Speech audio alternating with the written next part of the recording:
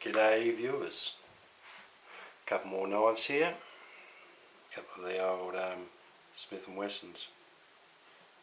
These knives are pretty old now. I've had them a few years. Don't know if they still make them or not. But they used to be pretty popular here on, well, you get them off eBay and that. Not anymore.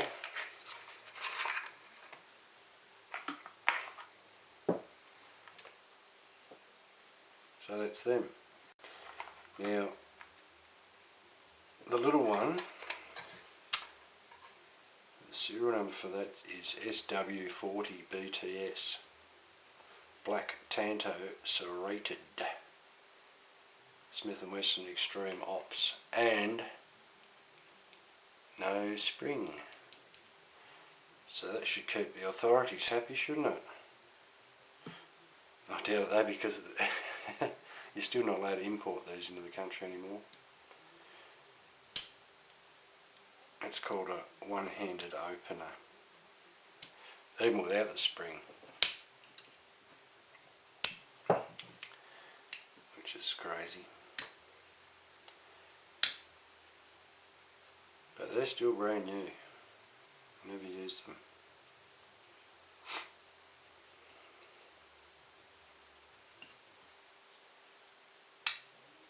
Just before they brought in the ridiculous knife laws that we now have in this country, I was getting right into collecting them, you know. Spring assisted knives, automatic knives, the whole kit and caboodle. Yeah, but well, after the advent of knife laws,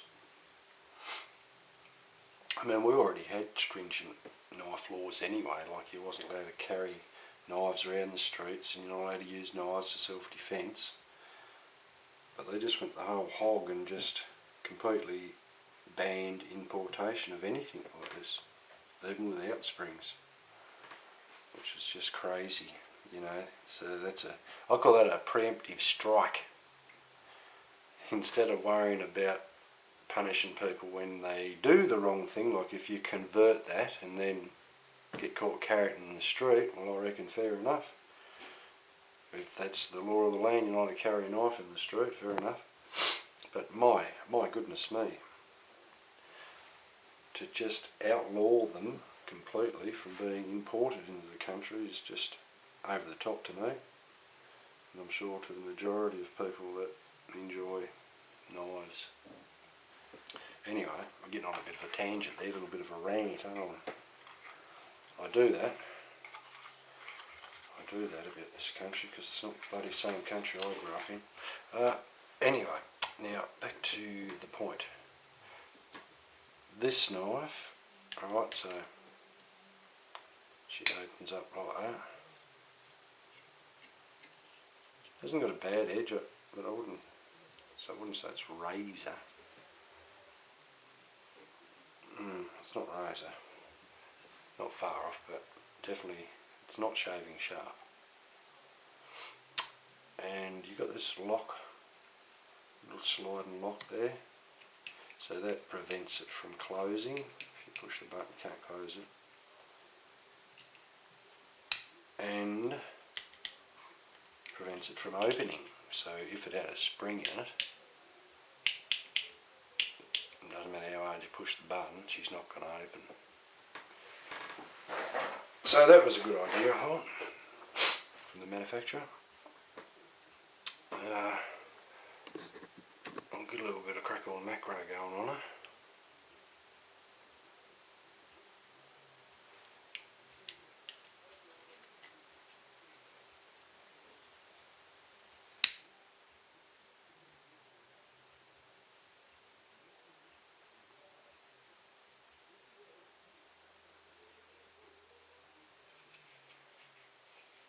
I like these, they're a nice comfortable knife in hand.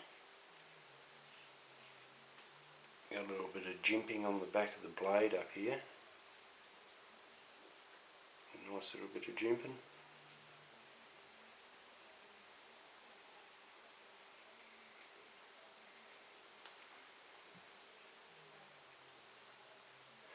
Yeah, really a comfortable little blade.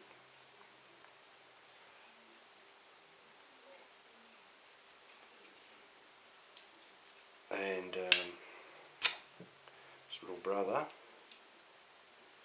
it's got the Tanto blade on it, half serrated.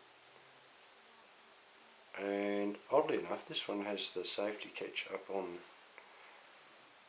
the back. Oh, where am I? Up on the back of it here. It works the same way.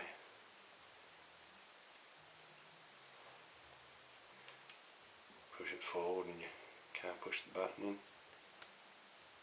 And same when blade's closed.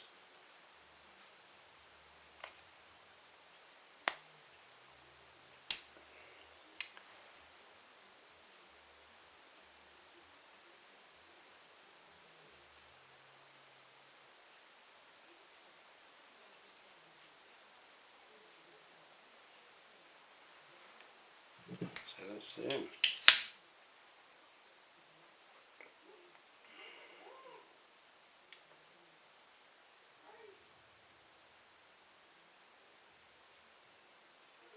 That's about as close as I'll get to a Smith & Wesson for a long time, I'll tell you that much, boys.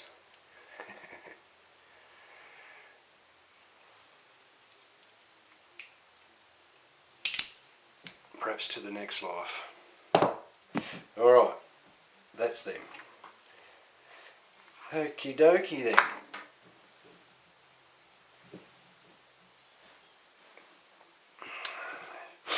I hope you enjoyed that.